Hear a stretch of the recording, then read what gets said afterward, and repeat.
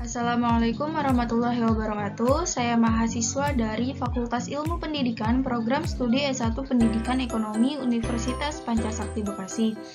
Video ini dibuat guna untuk memenuhi tugas UAS semester genap mata kuliah Manajemen Keuangan dengan dosen pengampu saya yaitu Bapak Karyadi MM.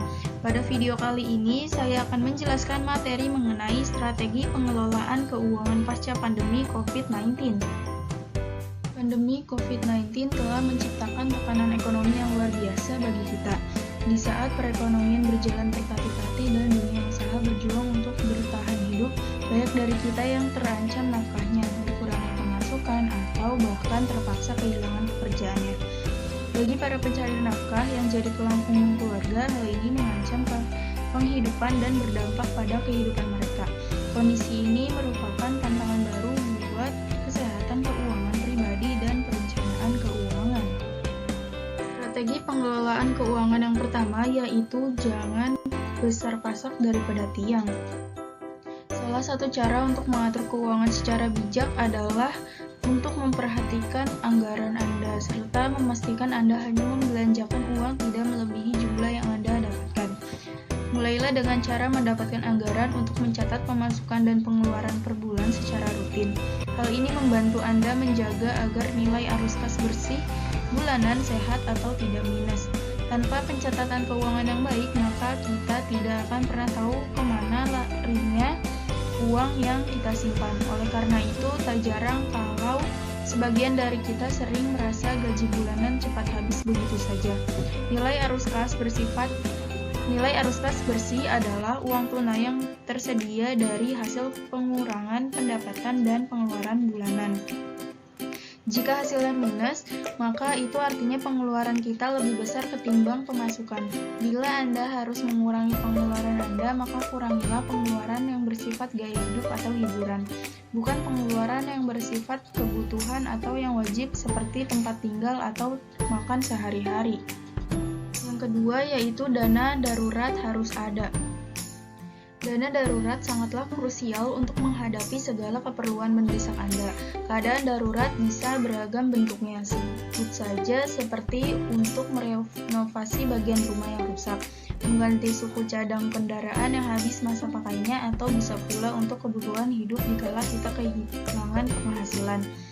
Besaran dana darurat yang ideal tentu bervariasi, bergantung pada besaran pengeluaran dan berapa jumlah anggota keluarga yang menjadi tanggungan Anda. Bagi mereka yang masih lajang, dana darurat yang setara dengan 3 kali pengeluaran bulanan mungkin sudah cukup, namun tidak demikian dengan mereka yang sudah memiliki tanggungan. Besaran dana daruratnya bisa 2 kali atau 3 kali lipat.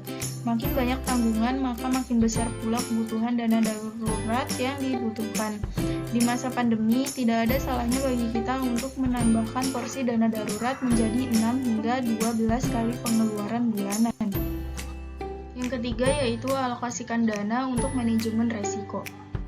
Masih ada resiko lain yang berpotensi muncul dalam hidup Anda dan tidak akan bisa ditalangi dengan dana darurat. Resiko-resiko tersebut bisa berupa ketidakmampuan kita mencari nafkah karena cacat tetap atau meninggal dunia di usia muda. Maka dari itu, pencari nafkah harus terlindungi dengan asuransi jiwa.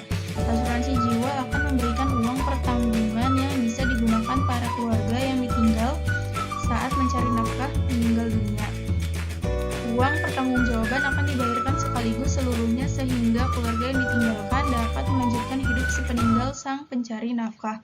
Para pencari nafkah yang jadi tulang punggung keluarga rentan terkena masalah kesehatan akibat kesibukannya.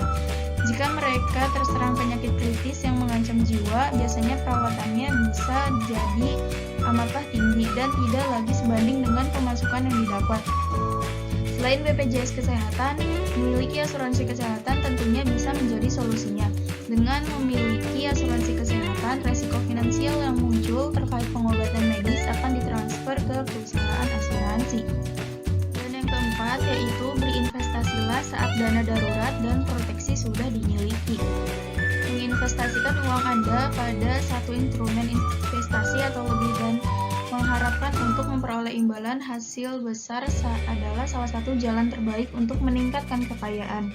Investasi adalah cara paling efektif untuk merealisasikan tujuan finansial Anda, baik dalam jangka waktu pendek, menengah, maupun panjang.